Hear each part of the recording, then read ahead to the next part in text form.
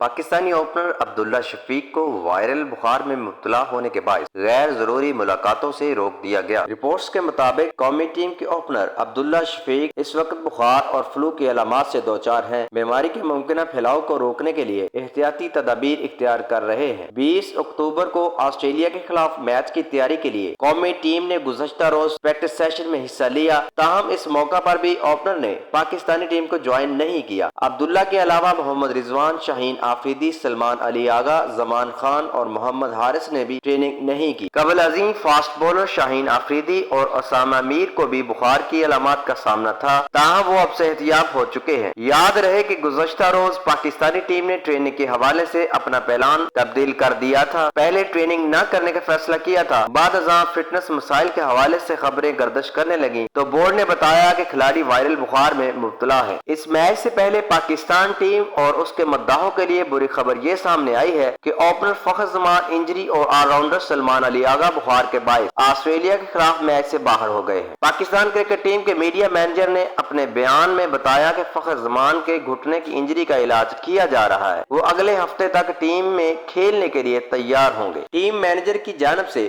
مزید بتایا گیا کہ سلمان علی آغا کو گزشتہ شب ٹریننگ سیشن کے بعد بخار ہو گیا تھا، جس کے بعد ان کی صحت بہتر ہو رہی ہے۔ اس کے علاوہ اسکواڈ میں شامل باقی تمام کھلاڑی بالکل ٹھیک ہیں۔ یہاں واضح رہے فخر زمان اس ورلڈ کپ میں ابھی تک صرف ایک میچ کھیل چکے ہیں۔ انہوں نے میگا ایونٹ کا واحد میچ نیدرلینڈ کے خلاف کھیلا جس میں وہ صرف 12 رنز بنا سکے تھے۔ اس میچ کے بعد بائیں ہاتھ کے اوپنر کو سری لنکا اور انڈیا کے خلاف میچ سے ڈراپ کر دیا گیا تھا۔ واضح رہے کہ قومی ٹیم نے ایونٹ میں اب تک 3 میچز کھیل رکھے ہیں، جس میں 2 فتوحات جبکہ ایک میچ میں روایتی حریف کے ہاتھوں شکست کا سامنا کرنا پڑا۔